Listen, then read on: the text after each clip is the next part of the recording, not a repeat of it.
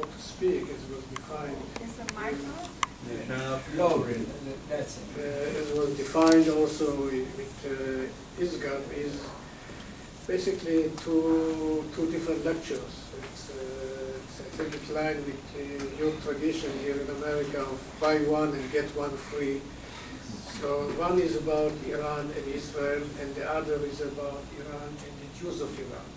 But they are also related, because the attitude of Iran to the Jewish question and the attitude of Iran to Israel is basically similar in many ways, but there are some differences.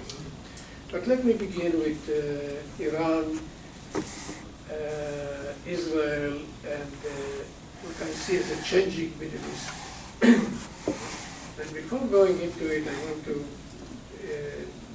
start with few preliminary remarks, because I think you cannot speak today about Iran and Israel without referring to the larger picture.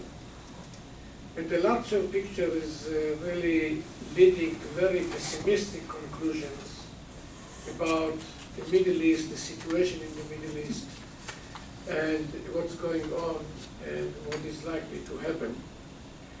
For one thing, I would say the general situation in the Middle East is one of crisis that is unprecedented, I would say, in the last 100 years, since the establishment of the nation states in the Middle East following World War I and the disintegration of the Ottoman Empire. The West actually created artificial states, generally speaking, that sometimes did not have much in common between the different components of these states. Imagine Iraq, a Sunni population, Shiite population, Kurdish population made in one country. Not to speak about Lebanon, which is really artificial state composed of Maronites, Christians, Sunni Muslims, Shiite Muslims, Druze, and all these, with all the peculiarity of these nation states entities, survived 100 years. And recently we see that this system is collapsing in many of these countries. Civil war in Syria, civil war in Yemen, civil war in Bahrain, civil war in Libya, and tension in different countries of the Middle East. Some of them are not non-functioning or malfunctioning. And I think this is one of the signs of destabilizing the region, which interests of so many countries are involved and superpowers are involved.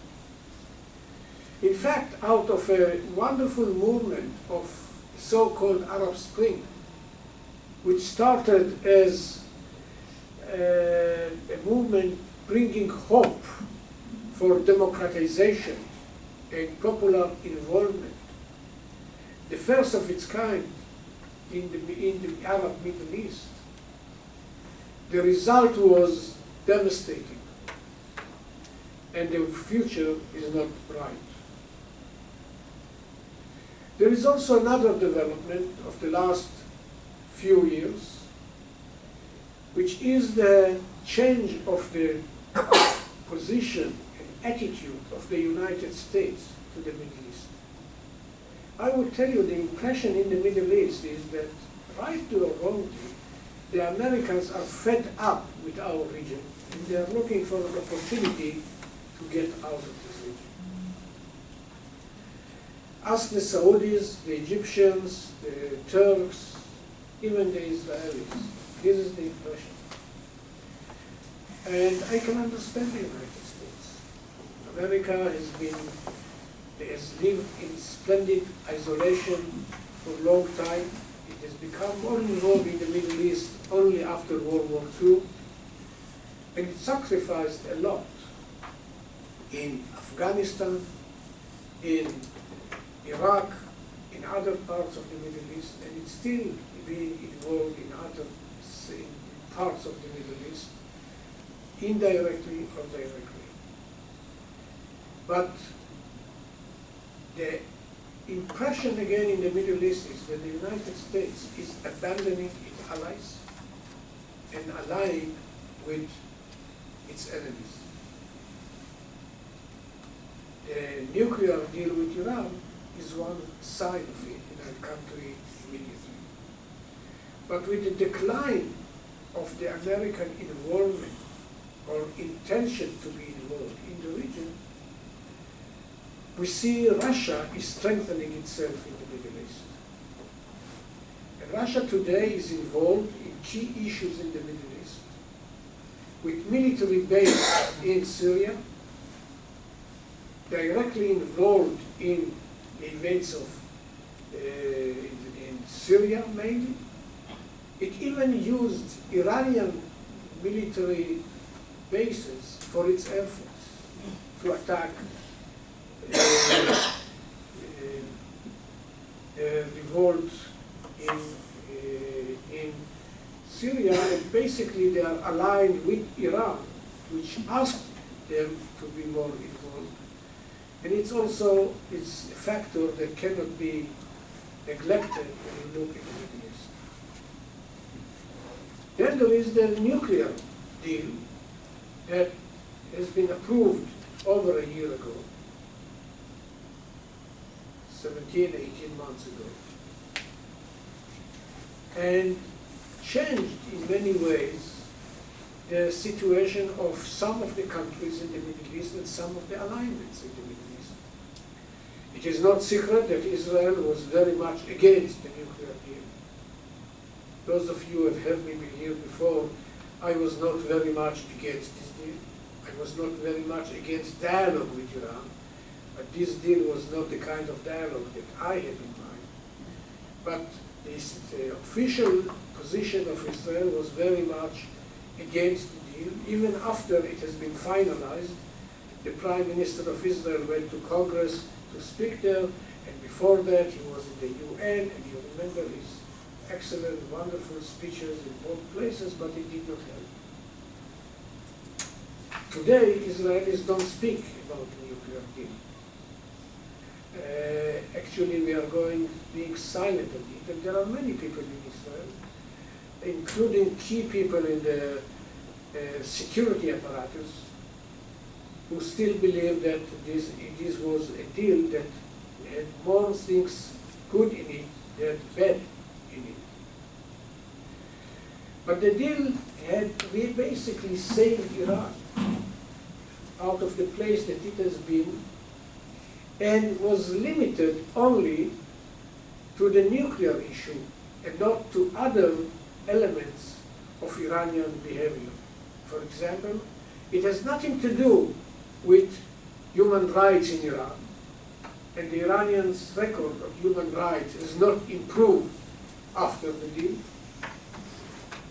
even to the opposite, I would say. And it did not refer to Iranian engagement in other parts of the Middle East, supporting movements which are not necessarily in line with the United States. For example, in Syria, Iran and the United States are not on the same side.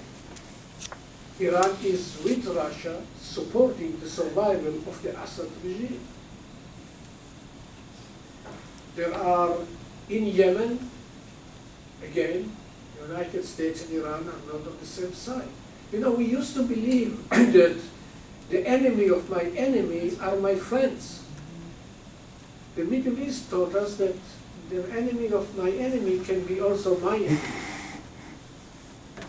And here is this bizarre alignment, including that Saudi Arabia, the important Sunni country, is very much disappointed from the American policy.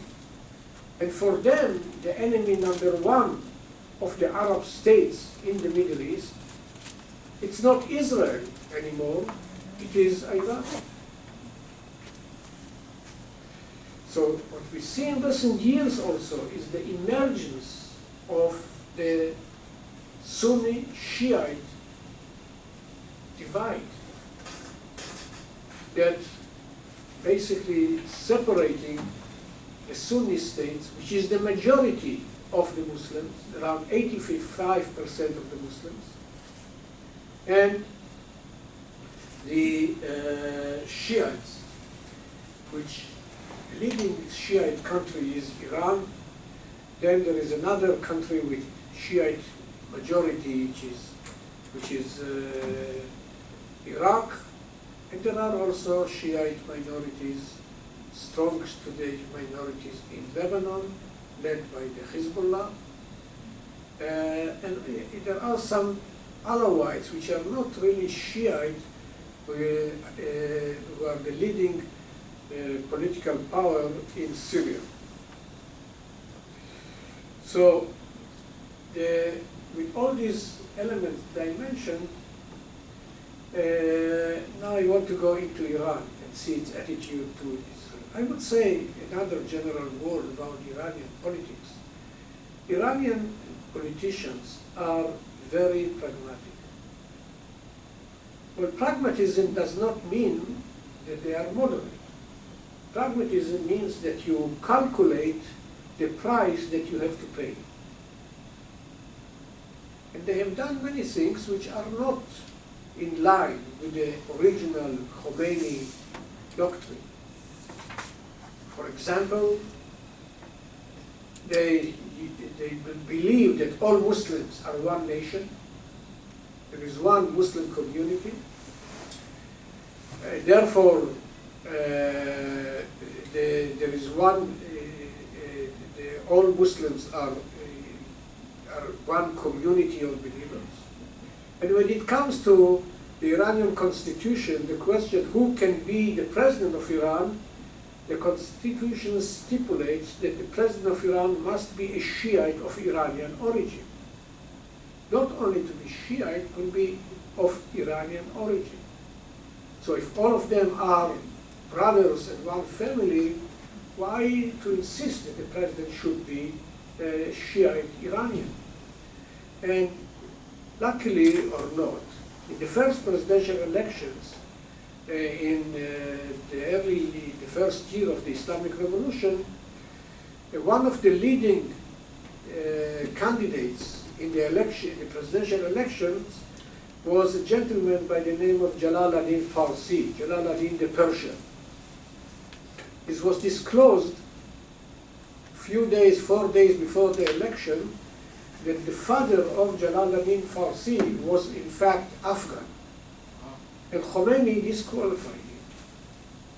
So if all Muslims are brothers, why Afghan Iranian cannot be president?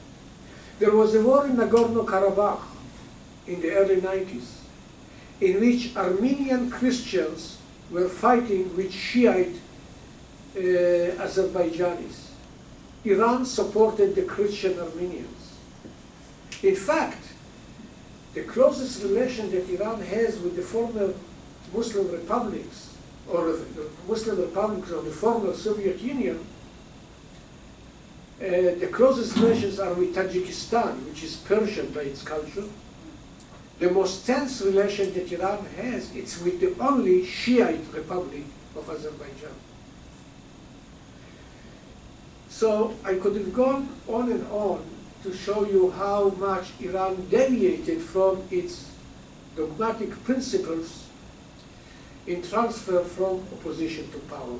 But you know, this happens to all political movements, all revolutionary movements. There is a huge difference between what they say in opposition and what they do in power. And I exclude the contenders for your presidential campaign this time. I believe they will do exactly what they promise. But usually that's not the case. Because in opposition, you can say whatever you want.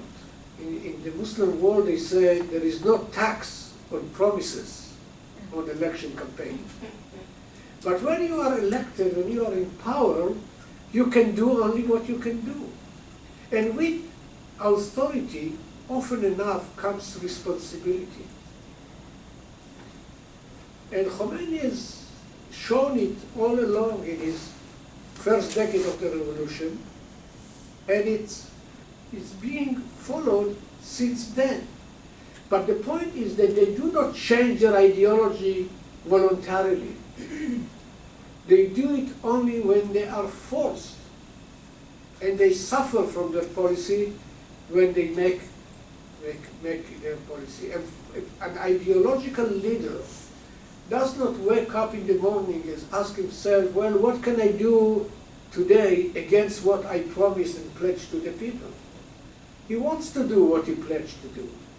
But whenever there is a clash between ideology and interest, often enough interest wins over ideology.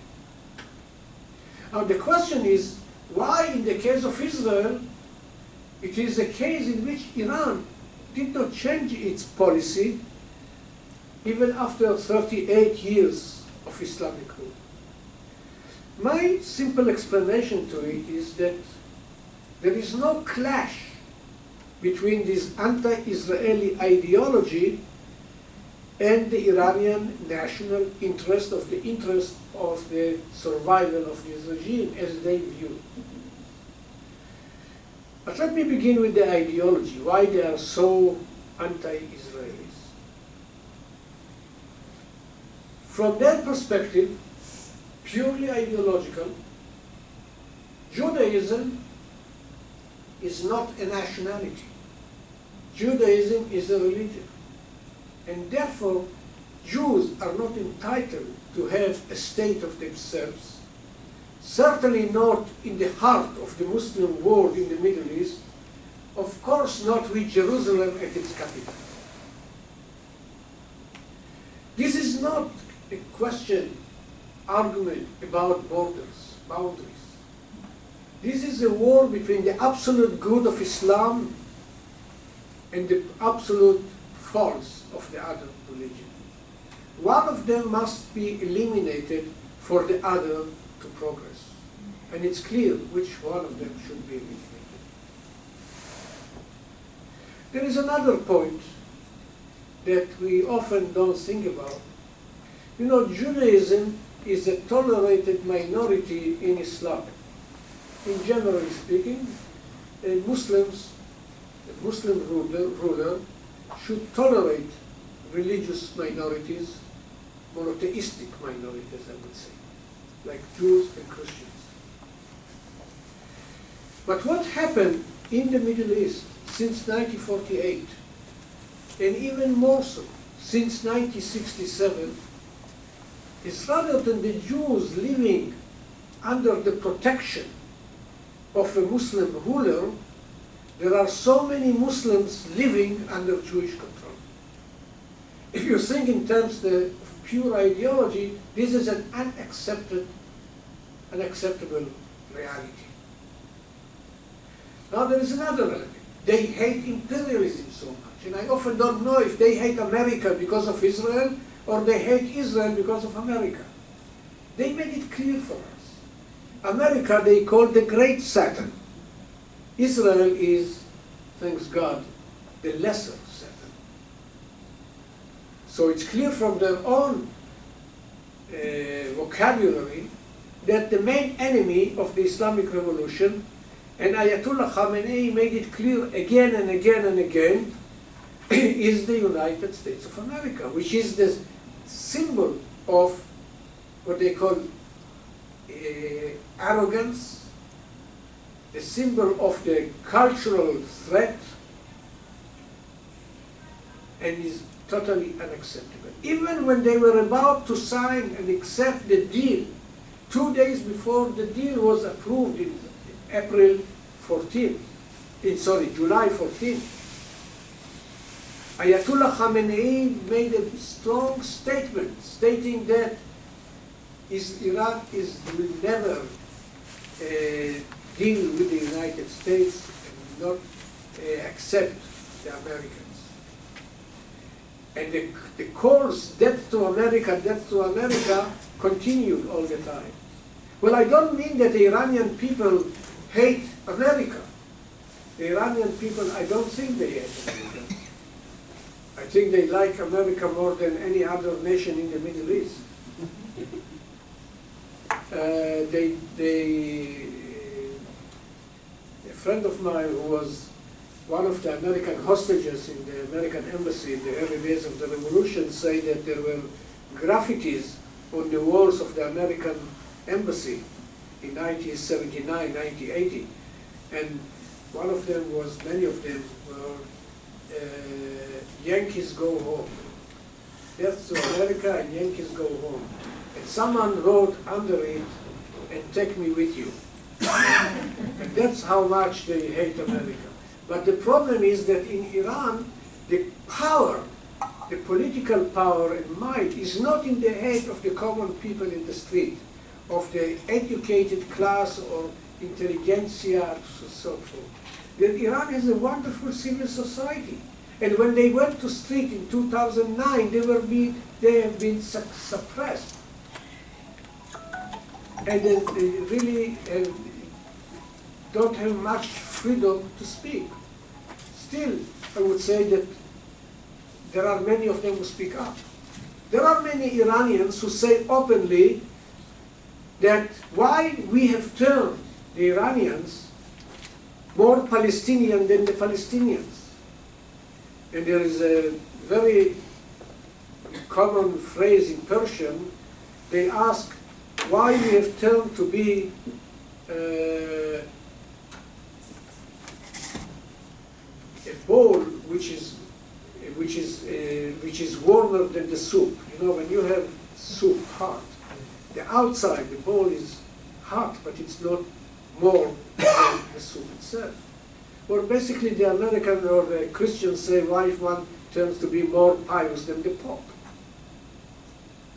And there are many people in Iran who openly say that we turn to be more devoted to the Palestinian cause than the Palestinians themselves.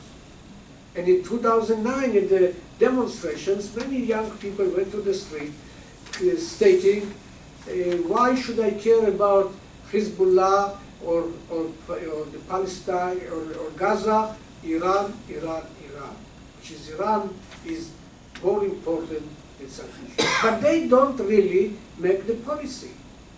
And often enough when they speak up, they are being silenced. I spoke with someone who's an Iranian about this dichotomy of between free expression that from time to time exists in Iran, like under President Khatami, and the suppression that we see in Iran. And I asked him how they go together. He told me, you know, they tell you there is no freedom of expression in Iran. That's not true. We have freedom of expression. What we don't have is freedom after expression, which is really people are daring to speak up and they go to jail, and jail is full of intellectuals, liberals, and so on and so forth. So coming back to this Iranian animosity to Israel, part of the reason is that they believe that we tell America what to do. That Israel is the tail that plays with the dog. And finally, the good relations that Iran had with the Shah's regime is also being used against the state of Israel now. Although Israel was there upon the request of the Iranians. They did business, that's true, but they also helped developing Iran. Like after an earthquake in Iran, Israel sent its teams of one of the big Israeli companies for the reconstruction of this Qazvin region. They've done very good things in Iran. The alliance between Iran was very firm, but that's exactly one of the reasons that they now hate Israel, because whatever was good for the Shah is bad for the Islamic regime. So I think that so far I gave you the ideological framework, why they hate Israel. Now the question is, why is there any pragmatic reason to change their policy? I don't think so. I think Israel is what some Iranians say, Israel is a convenient enemy. Revolutions need enemy preferably far away from their borders. Around their borders, they have to be more pragmatic. When it comes to Israel, which is farther away, Iranians don't fight, at least until recently. The Iranians did not have troops on the borders of Israel. Now they have in Syria. So if you run into difficulties like economic problems, it's always good to blame someone else. Israel has been used all the time that because of this Israeli Saturn, we have to arm, we have to spend money outside the country, and whatever there was a problem, they find a good excuse of the need to fight.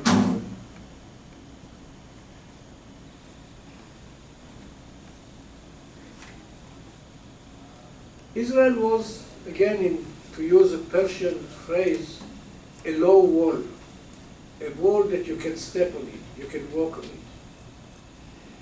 And I really believe that Israel, if Israel was not in existence when the Islamic regime came to power, it would have been beneficial for the Islamic regime to establish the Jewish state of Israel.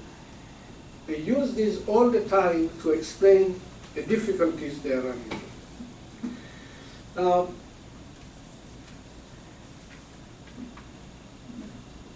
the Iranians who ultimately agreed to deal with the Americans.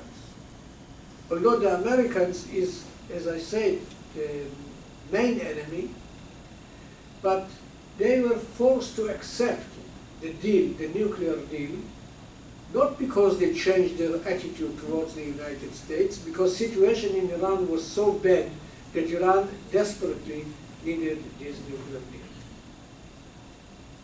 Israel was one of the only countries who was against.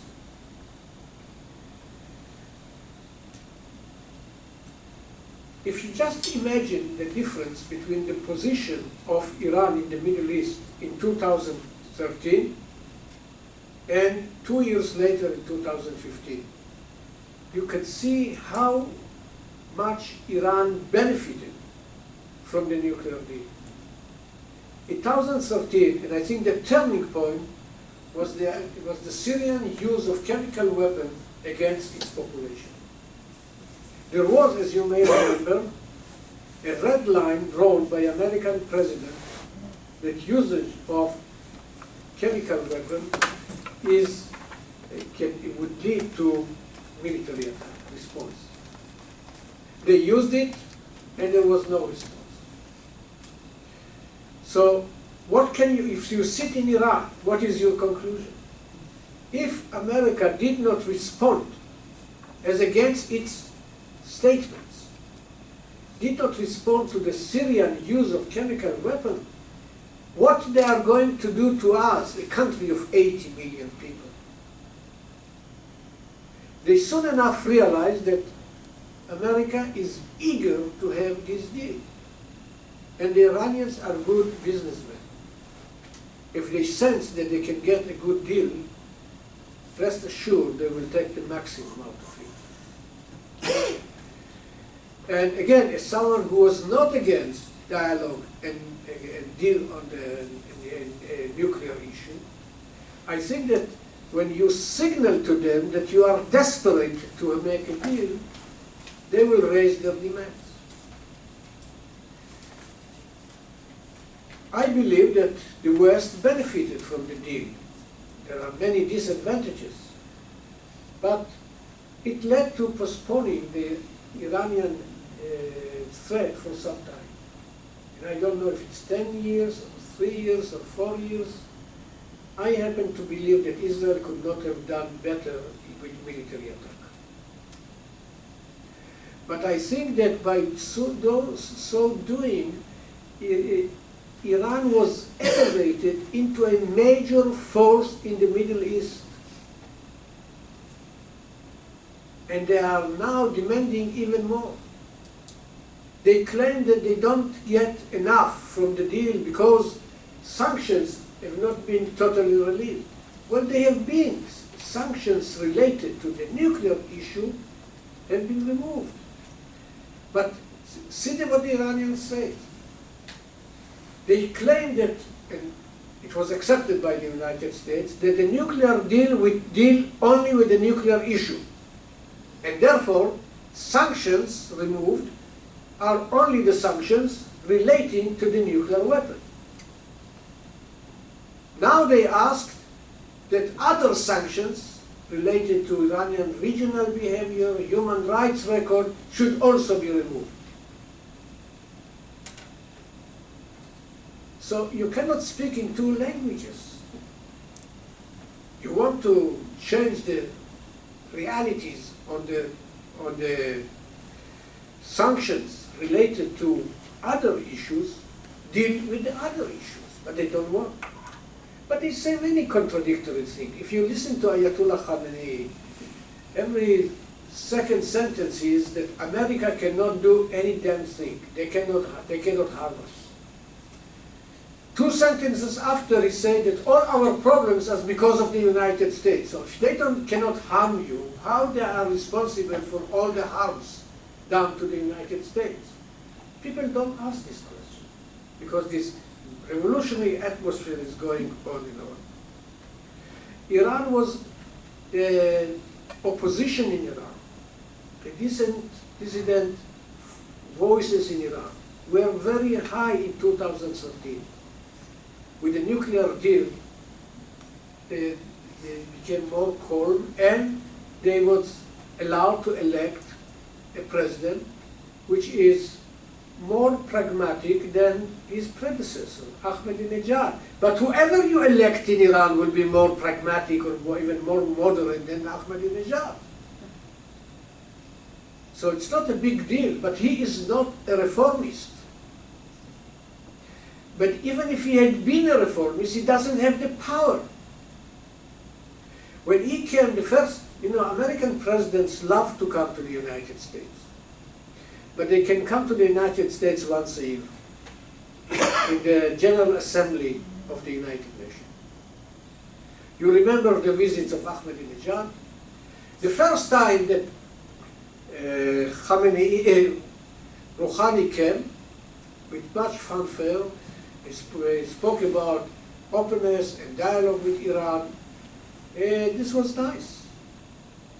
But when he went home, he was publicly attacked by the Supreme Leader Khamenei on two major issues. First, the long and friendly meeting between the Foreign Minister of Iran and the Secretary of State Kerry. And second, God forbid, that he accepted a telephone call from President Obama. And he warned them not these issues, these things should not be repeated. Because we don't want to be friendly with the Americans. Just consider last month's visit of Rouhani to the General Assembly. I think it was not even noticed that he has been here and went, with no big, for the first time, press conferences and lectures. And you know what?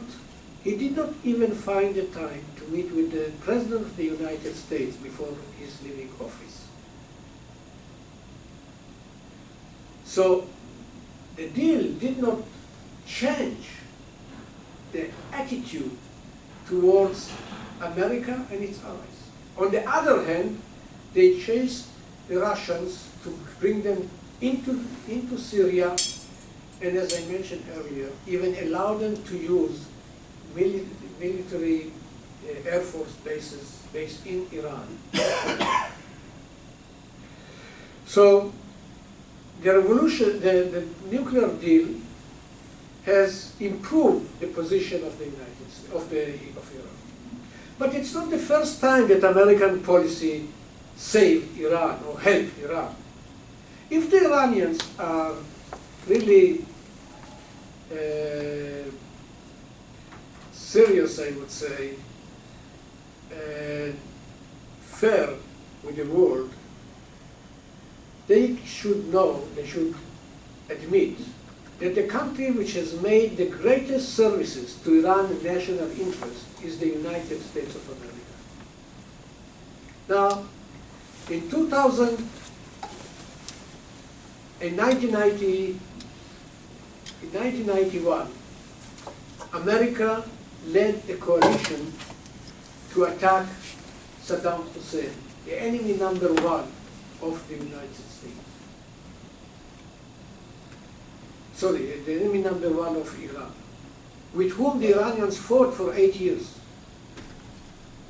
Basically, this coalition removed the main danger on the western borders of Iran.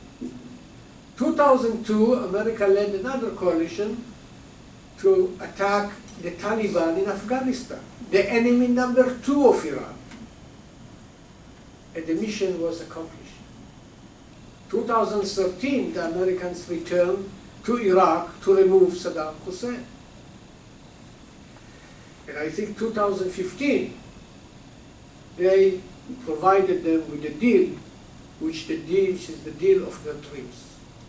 And again, I exclaim that it's also good things in it for the United States. But the Iranians have their own peculiar ways to say thank you to the United States. They continue with this debt to America, and I refer you to this website of Ayatollah Khamenei. Immediately after the deal, there was a big picture of an iron fist made up of military equipment, military airplanes and tanks and all kind of military stuff. And it said that with this power, we smash the military power of the United States of America. And we are today a power equal to the United States. I think it's a bit of chutzpah, but that's something else.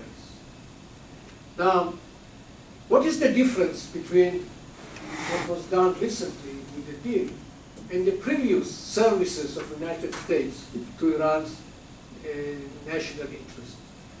All the previous ones did take place, but the main intention was to save the American interest. They were not intended to help Iran. And I have a doubt that the deal was done also to help the Iranians, to get them out of isolation. And I would say at least this was a strategic change in American policy. The Iranians did not reciprocate with strategic change. They did some tactical changes because they needed this nuclear deal. The nuclear deal basically for the first time gave recognition, official recognition of the Islamic Republic of Iran. The nuclear deal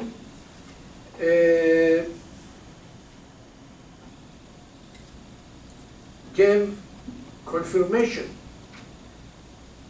to the Iranian nuclear program. Not only the Islamic regime has been now accepted, but also the nuclear program, which was delayed for 10, 15 years. But in principle, the Iranians have the right from this deal to continue with their program. And I tell you, as someone who studied history, 10, 15 years may be a long time, but in history it's tomorrow morning. And then you have to face the new realities. So, to end this part, I would say that the deal has given to the Islamic regime a new life. Let me, as footnote to this, to say something about the Israeli policy. Our policy vis-à-vis Iran and the nuclear program was not the best that could have been imagined. We are being advised by our scripts to conduct our wars cunningly, shrewdly. For those who speak Hebrew, we say, "Betachbulot ta'aseh lecha milchama." we should be shrewd and sophisticated. This policy, our policy was not shrewd nor sophisticated. This idea of every day to go with statements that attack Iran, we will attack Iran, we will destroy it, what? But there is a dilemma. First, I would say that Iran with nuclear power is a serious threat to the state of Israel, no doubt about it. And when I think about a president like Ahmadinejad, that had this apocalyptical vision that he is paving the way to the return of the Imam that has disappeared, of course it's dangerous. You know, when he first visited the United Nations in the General Assembly in 2005, he went back home and he was sharing his experience with an Ayatollah sitting on the floor, and he was telling him that while I was speaking in the General Assembly for 27 minutes, all eyes were glued to me and no one even whispered, because he said, my colleagues told me, and I sensed it myself, there was an aura of light above my head with God protection. Leaders who speak in these terms should not get close to nuclear weapon, period. They don't need to think about anything else. The question is how you struggle with it. Here is also the Israeli dilemma. If we speak about it, the world will think that it's only the problem of the state of Israel. And when some countries say, this is the problem of the Israelis, why should we mind? If you don't speak about it, the world will forget it. Still, I would say that Israel has gone too far in jumping in the head of the queue and publicly speaking about the nuclear deal every day. Now, including going to Congress behind the back of a sitting president, when the deal was done. There was nothing that could be done at this stage. So I don't think it was the smartest policy that we could have had. Strangely enough, a bit after the deal was done, honestly, you don't hear Israelis speaking that much about Iran. Go back on your statements that you see from the Iranians. You hear more voices claiming that the deal was good than voices claiming that the deal was bad. Look, most of these former heads of the military apparatus, of security apparatus in Israel, were made public to instead against military attack, and claimed that there are advantages to the nuclear deal. But the point is that the people who yesterday jumped on each opportunity to speak that we attack, they don't, and I think it's good. You know, you don't have to threaten. If you want to act, I once told one of our officials that I quoted the line from a movie that I like, The Good, the Bad, and the Ugly. If you need to shoot, don't talk. Well, I was asked by people in the Middle East, why you did not threaten Iraq before the Israeli airplanes went there and attacked? Why you didn't threaten Syria when all the world claims that Israelis attacked their nuclear sites? So why you are so vocal against Iran? And some concluded that's maybe because you can't. And I honestly think that this task should have been left to the United States of America. The only country who could have dealt with the nuclear militarily, with the nuclear Iran, was the United States. And you know, the United States, for reasons that you may agree or disagree, decided that they should explore other venues to neutralize this threat, at least for some time. Here I want to move to, more briefly, to the Jews of Iran. Iranian Jews have suffered in Iran for a long time. People don't know about it because people don't really, in the West, were not aware what happened to the Jews of Iran because Iran was distant from the West. The West was much more familiar with Egypt or with the Ottoman Empire, less so about Iran or about Shiite Islam. We in Israel have cherished Iran and friendship with Iran because we see Iranian history in two different parts. First, Cyrus the Great. Jews are obsessed with Cyrus the Great, who gave the Jews the freedom to go and build the temple. Every child in Israel knows Cyrus the Great. And I can tell you, I'm not sure you know, Cyrus the Great is the only non-Jewish leader whose our Old Testament speaks favorably about. No, we Jews are not very giving compliments to others. But when it comes to the leaders of the world, we have only ugly things to say. But Cyrus the Great is considered as Messiah. So in our tradition, Iran is good. Also we remember the last Shah of Iran, in which life of the Jews in Iran and the relations with Israel were so good. You know, Israelis were present in Iran in all places before the revolution. There were 2 Israeli schools outside the country. One of them, I'm not sure, it's Paris or in Belgium. I think in Paris. The second was in Iran. So when you look at the two extremes, old ancient history and new history, Iran was good. Iran had formal relations with Israel. But in the 19th century, 18th century, and before, Jews really suffered. Now, Shiites are more extremists when it comes to strangers. There is something to give one example. Jews and Christians, infidels, are ritually impure.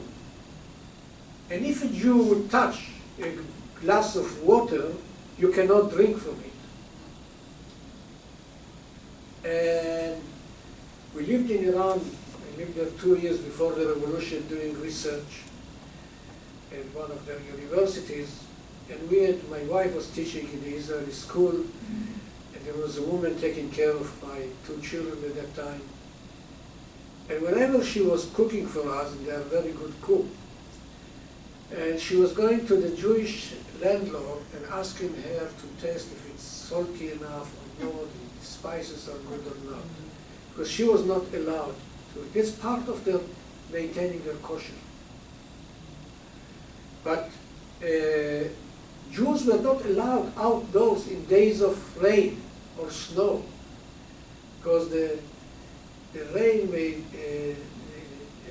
the drop of the weight of the coat or something of the body of the Jew will touch the earth and make it dirty, and the water will be dirty, and the neighbor may be dirty.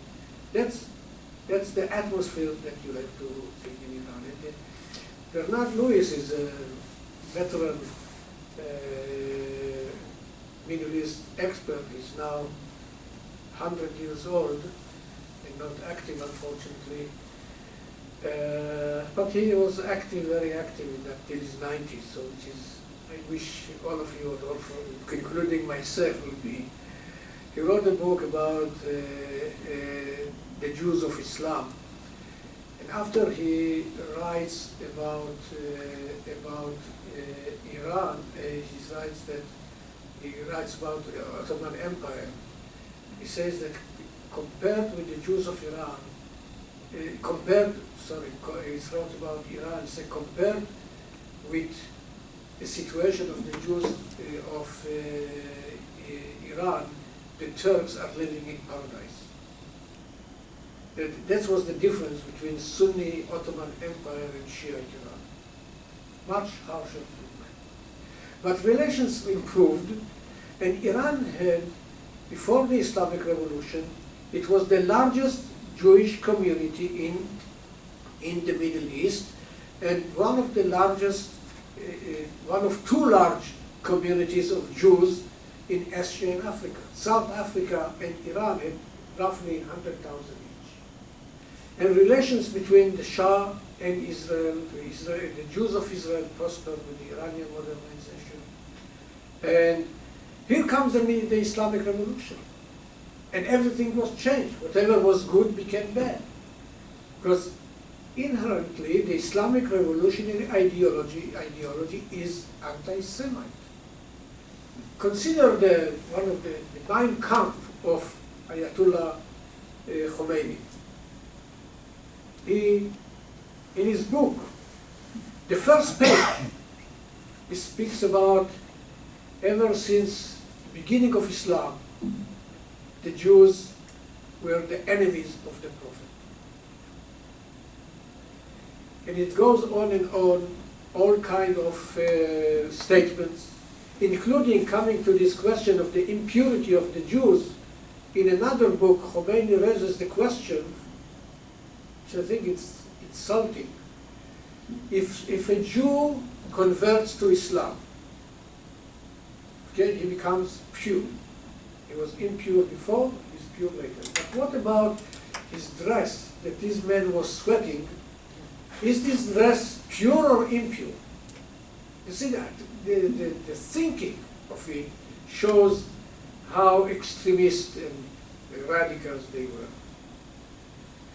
After the revolution, fortunes have changed, and the Jews who belong to the elite of society, identified with the Western culture, identified with Judaism, identified with the State of Israel, have turned to be the enemies.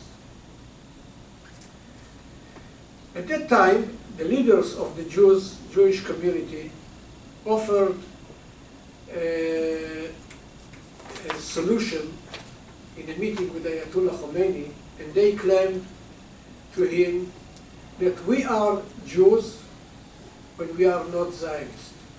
We are culturally Jews, but politically we are not Zionists.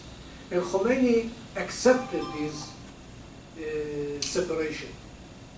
And he made this in many of his statements. But the question is, can you really distinguish who is a Jew and who is Zionist? Honestly, I cannot. When a Jew prays on Passover next year in Jerusalem, by definition it turns to be Zionist. He's urged to go back to Zion. But how you can explain to the people in Iran who is Zionist? Now, for one thing, they refer to the American Jews, all of them, as Zionists. They even speak about the Zionists of the days of Prophet Muhammad. For God's sake, there was no Zionism in the 7th century. So how you can ask them to distinguish between the two? It became too absurd in one article that I want to share with you, published in Iran in the early 80s by a former professor of Tehran University. And this article spoke about against the Jews. All the problems of the world are because of the Jews. From Freud and Einstein, God forbid, and others, all have been anti-humanity. Now, it's not politically correct even for Ayatollah Khomeini to publish such an article, so there was, in the box, in the article, the editors added an editorial note, which says that the readers are certainly aware that whenever he writes Jew, whenever he writes Israel, whenever it writes Jews, it should have been a Zionist entity. Now, the people who read when they read that the Jews have been the enemies of the Prophet, should replace the Zionists have been. Well, this is not a computer that you can command, delete, or replace Israel with Jews. When you read the article, you are convinced that the Jews are so bad. Then they went to denial of Holocaust.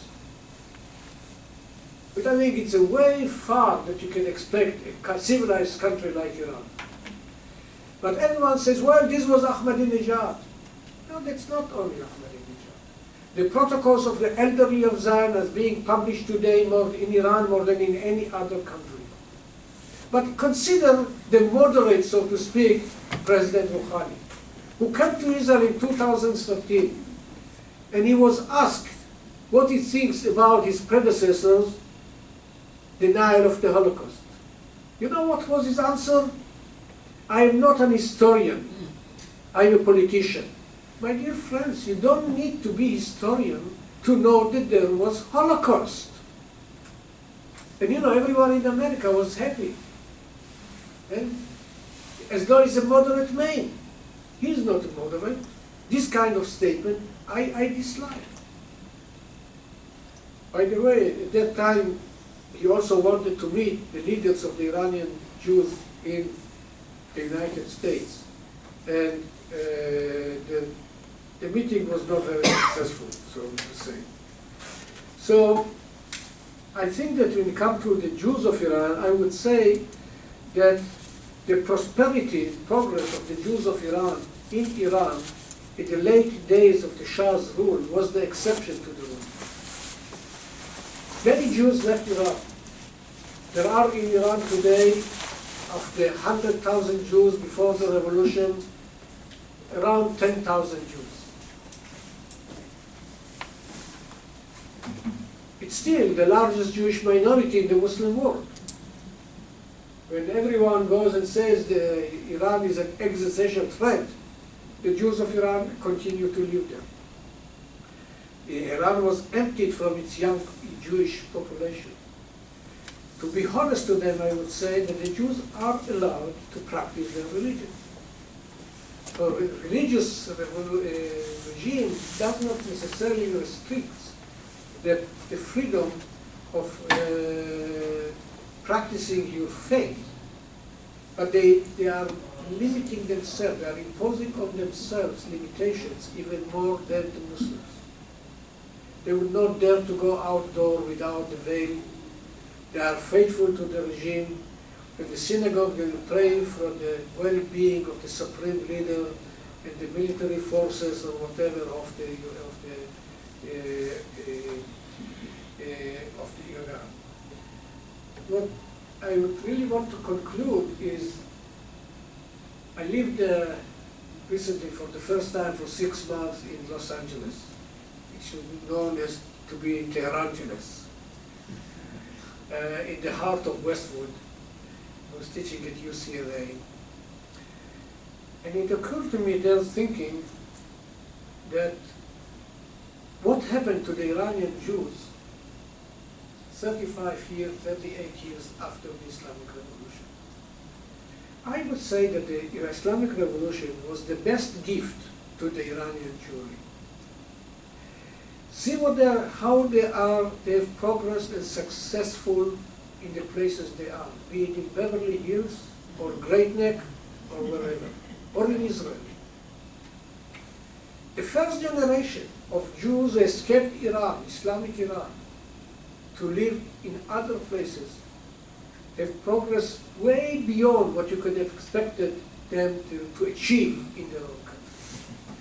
And then I think about Iran, because I also feel sentiments for Iran.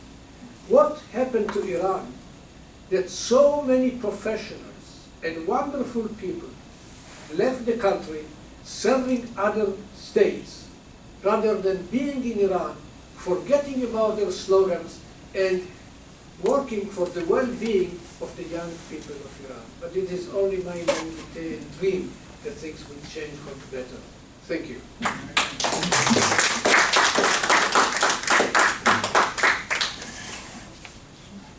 Yes, please. I have 2 questions. One, tell me how easy would it be now for the 10,000 of the Bayat to leave? Do they have to leave anything behind? Can they just walk out? Do they have to get smuggled out? What is the situation of leaving for the people who are there now? The second question gives the first part of the speech. To what extent do you think that the carrying on of the Israeli politicians and Netanyahu against the Iran deal made the United States bargain harder, and that if there had not been these objections, the Iranians may have made a deal even more favorable for Iran and less favorable for Israel and the United States? The gentleman there asked me to repeat the questions. So one question was how accessible, feasible is for the Jews of Iran today to leave the country. My answer will be brief. The Jews who wish to leave the country have left the country. It's more difficult than for the Muslims, but it's still, there have been ways to live, and they were receiving support in their departure. So those who stayed in Iran there are different types of people. Some of them I know, I ask people, so well, my husband is buried here and I don't want to leave. Or this is the only place that I can work, this is the only place or whatever. And they are not being persecuted. It's not good to say some 15 Jews have been executed since the revolution.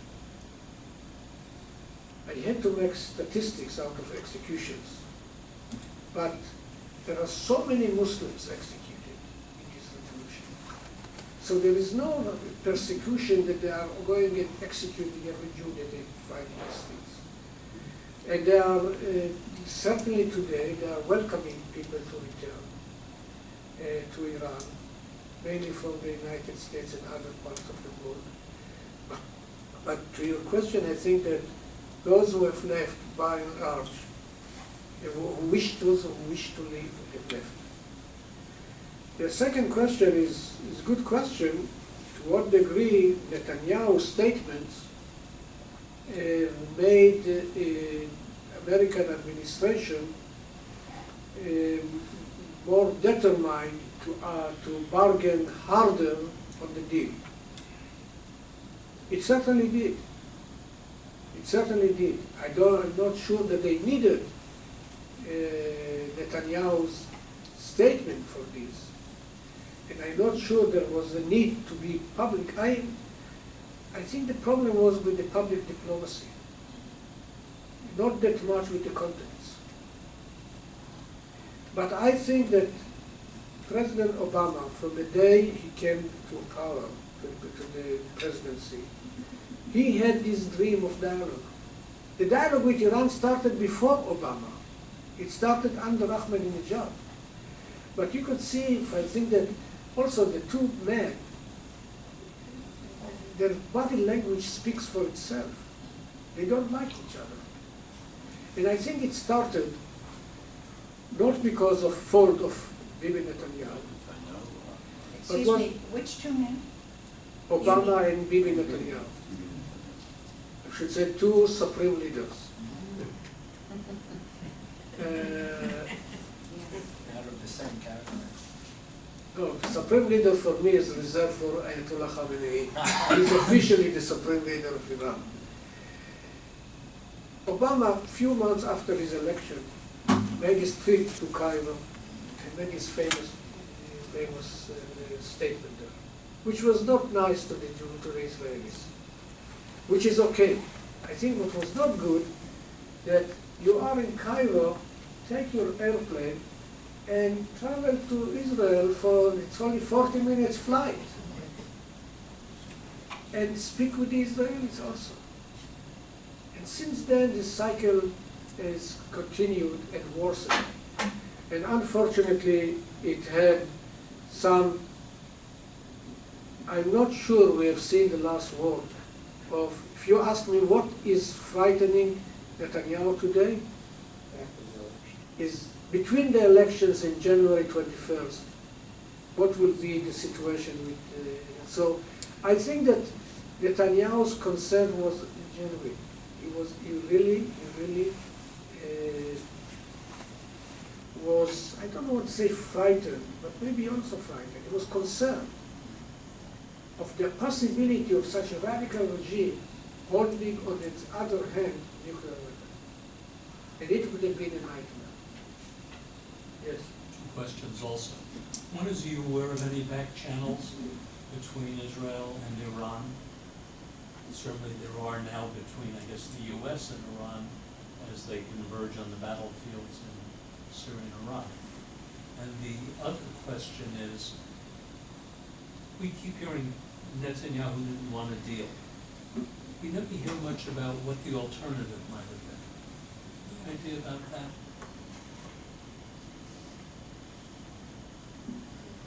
Well, the first question was if there are back channels between Israelis and the Iranians. Well, as one who is involved in few of these track 2 meetings, I don't think I want to elaborate on this, but there are meetings of academicians, foreign officials in track 2 meetings. Some of them have been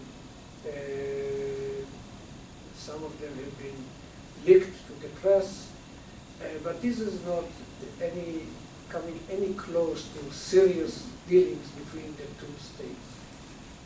We had negotiations official between Israelis and Iranians in the early days of the revolution, which led to what you call the Iran-Contra, sale of arms for hostages in 85, 86. So I don't think that you can call these kind of things as back channel negotiations. So my answer to this is that so far as I know, nothing really serious emerging from it. The other question was, what is the alternative to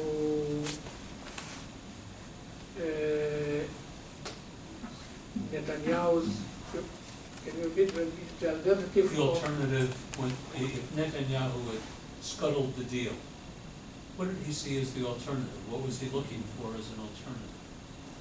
What was Bibi Netanyahu's alternative if he doesn't accept the deal? So what if the deal didn't happen, what would he have liked to see in its place? Well, what he expected to see in his place, I would claim that it is not necessarily a military attack.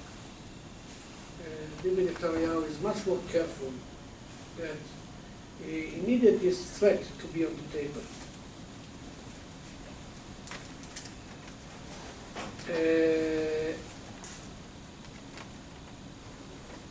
It was, the sanctions were very close to achieve a situation in which the people of Iran would emerge against their government.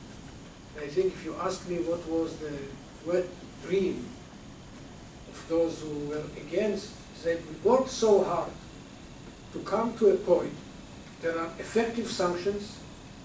There is a transatlantic alliance.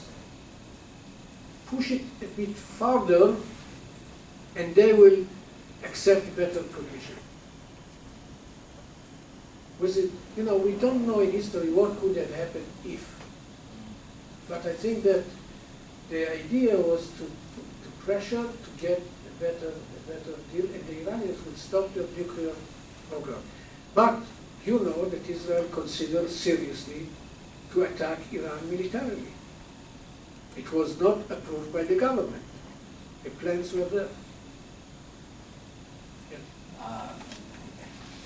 I was astounded. I have a background in monitoring Greek anti-Semitism, and I thought that there would not be an impression that anything could be worse than Greek anti-Semitism, but this takes the cake. However, I see a glimmer of hope in Saudi Arabia, for example, who recently has said and then denied that we have been hating Jews and been against Israel for too long, maybe we can learn from the Jews. And then they denied it, but something is happening. No country, in my observation, has prospered that has been against Israel and against Jews throughout history. Of course, Israel has only been recently. The other thing about the protocols, I mean, in the Greek Parliament, they're read, and nobody stands up to oppose them. My question to you is, I open news that given the expenditure of treasure and blood in Afghanistan, in Iraq, in Syria, everywhere, wouldn't be seismic to have at least Iraq, maybe even Afghanistan, recognize Israel as a way to shake them and bring about what's happened between the Shiites, for example, and the Sunnis. You know, those areas have not experienced Reformation and before that the Renaissance. This bloodletting may be the prelude. It's a tragic situation, but out of that will come this kind of change that needs to be to live and let live. Do you see any hope of that? I'll translate your question briefly. Is there, with all this animosity among groups in the Middle East, there any opportunity for Israel?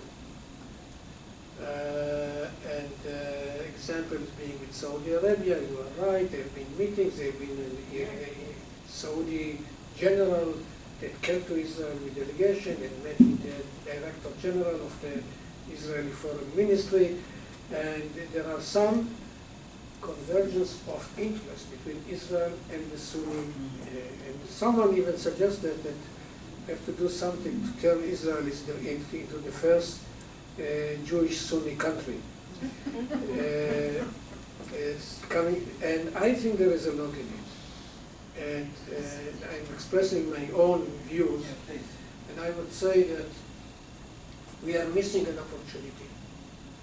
Israel is, regarding Iran, is living in the old history, the past, of the periphery concept of David Ben-Gurion as the first Prime Minister of Israel, who advocated that since we don't have good relations with our neighbors, we should cultivate relations with the neighbors of the neighbors, or the enemies of the enemies. And then we started with this strategy of improving relations or establishing relations with Turkey first, Iran, and Ethiopia. And I think we are still captive in this concept.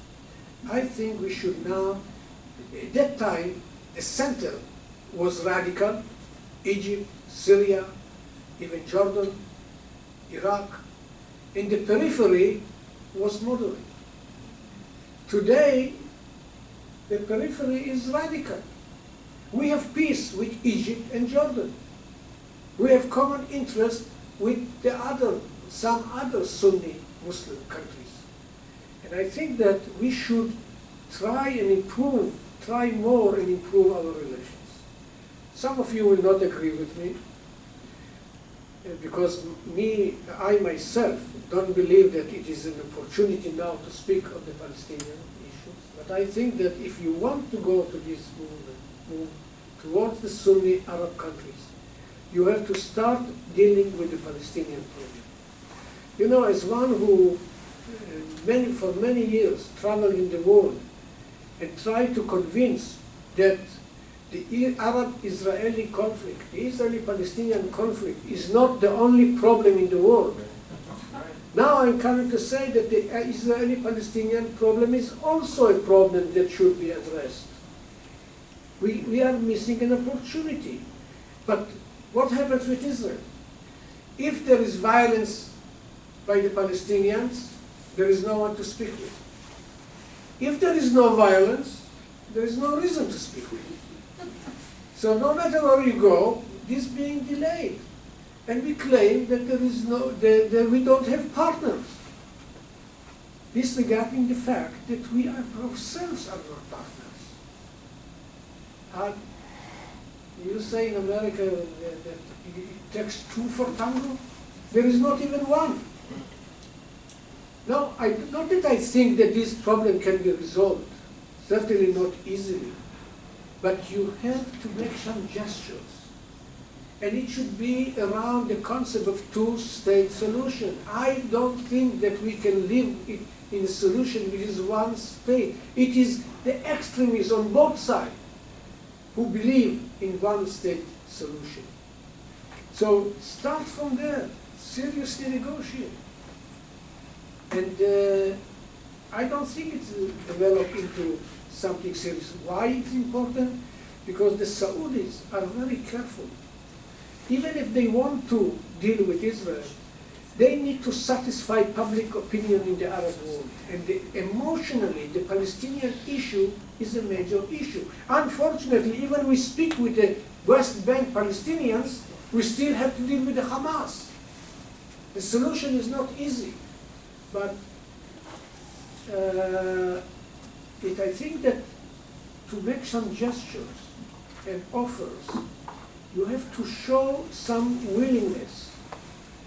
And out of all politicians in Israel, I heard Lieberman, who is supposed to be to the right of Bibi Netanyahu, came with his statement that you should speak around the question of the two-state solutions. And he is the defense minister, and I must tell you, it's again proved that how you transform when from opposition to authority. Where you sit is where you stand is where you sit. And with defense minister, I think so far he was very good. Yes, please. You should stop us whenever you think it's time. You mentioned that Israel doesn't attack nuclear facilities. It does attack nuclear facilities quietly, right? When we attacked Iraq and when we attacked Syria. But then you said that Bibi was making all this noise and going to Congress and making a whole big show. And now it's quiet in Israel. Nobody's talking about an attack on the Persians. So doesn't that mean that in 5 or 10 years we're going to take 100 F-35s and whack the Iranians and take out the nuclear facility? Isn't it obvious that that's what we're going to do? I don't have any authority to approve or disapprove what you say. Thank you. I can tell you one thing, which is for sure. Israel will find it very, very, very difficult to live with Iran with nuclear power, military nuclear. Just one other. I got a call from a friend from Azerbaijan, whose parents are from Azerbaijan, and he said just this weekend, thousands of Iranians rallied in Tehran for the birthday of Cyrus, and looking back to the good old days of the Shah. Any comment? Have you heard about that? Is it true? Yes, but you can Google and find it. The birthday of Cyrus the Great is supposedly October 29th. And the birthday of the son of the Shah is the same day. And the people went to the rally demonstration. They also spoke about, called Long Live the Pahlavis, the family of the former dynasty. And that's why it was taken very seriously. Many people were put in jail. But when you see what Syria is doing to its people, or the 2009 Iranians went to the streets, it's really very difficult for people to make the next step and then go to the streets. But you are right, there have been very harsh statements and harsh measures taken. Last year, there were 3 technical objections that were made to the nuclear deal that it really would not seriously impede Iran's breakup time. As I remember them, one had to do with the reduction of centrifuges, that they would substitute for the smaller numbers very high-powered, more efficient centrifuges that could produce much more fissionable material. The second, in terms of reduction of stockpiles, that they would simply be able to remove nuclear stockpiles from the country to perhaps North Korea. And the third, in terms of, Not to North Korea. well, to somewhere. Brazil, maybe. well, forever, but that was one of the objections. You don't want to move them to North Korea. And the third had to do with inspections that would be prohibited on military bases. And my question is, we're now over a year into it, to what extent, if you have a way of knowing if any of these predictions for invasion by the Iranians come to pass? Well, the question is if basically, I know maybe I don't translate your question or phrase it accurately, if the Iranians are obeying the deal. Well, no, not only obeying the deal, but the centrifuges would be consistent with the deal, but it would produce more material. And then, in terms of ways they could disobey the deal, the evasion of shipping nuclear material out of the country, and the lack of the ability to inspect certain locations in Iran that include, of all things, military bases, which are highly likely repositories for a nuclear stockpile. Well, in few words, to be honest with you, I don't really know. Because I don't think we know what the Iranians are really doing. But I trust their wisdom to make all it's possible to follow what they have committed. But they are not really doing what they have committed. For example, by the nuclear deal, they have committed to restrict their missile activities. But then, immediately after the deal was signed, missiles were sent from the Caspian Sea.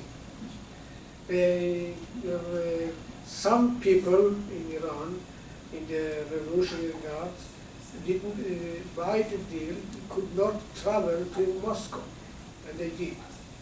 So they will always try and test the other side. But in generally speaking, it is their interest to cooperate. I don't know if it's answering your question, but I don't have the technical information to supply. This one, the last question will be here, okay? Yes?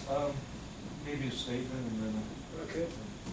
A statement with question mark. okay, you know, I don't know how widely known, maybe it is, that Iran never signed the nuclear accord. Never signed it. It was never ratified by Congress, that's for sure. It was brought to the United Nations. So that's the status of that. They never signed that. It was an unsigned thing that the U.S. Congress received. There's so many little things that, you know, that are available to all of us on the internet. 2009 in Cairo, Obama asked the Secretary of State to visit Israel, and that Secretary of State refused. While he was there, he only went to Arab countries, and the Secretary of State was asked, and the Secretary of State felt there were connections with Arab supporters. I wouldn't get too anxious about Israel attacking Fordo. I mean, this F-35s is problematic anyway, and I wouldn't pay anything for them. But those are where the S-300 missiles are right now. There'll be S-400s and 500s at some point. But I wanted to ask you about the Jews in Iran. Is it basically an older community that's kind of dying out? I mean, I know they got a Jewish member in parliament, you know, the token Jew. But, I mean, for that community, are they pretty much dying out of older people? I mean, they have young people. What is the view? I mean, they have to say they love the situation. I don't know they love the situation, that they learn to live with it. But they older people? There are older people, many of them older people. There are young children. But imagine when the children get to the age of college, many of them will come to other countries to study. And, you know, I don't have any recipe or tell you what. I know that if I can speak with the Iranians, I would tell them that whoever left Iran earlier had benefited more. Those who came in 1979 are better off those that came in 1989, and those who came in 1989 are better off than those who came in 2000, and so on and so forth. So I would say that there is no future to the Iranian community, Jewish community in Iran. And, but the decision what to do with their lives, I don't tell the American Jews, I can certainly also not tell the Iranian Jews where to live. And I hope, the only thing that I hope is the regime would be tolerant to the Jews and allow them to exercise their faith, and because at the end of the day, they are faithful Iranian citizens. They are first Iranian. And I think that should be appreciated by the Islamic regime of Iran. Thank you very much.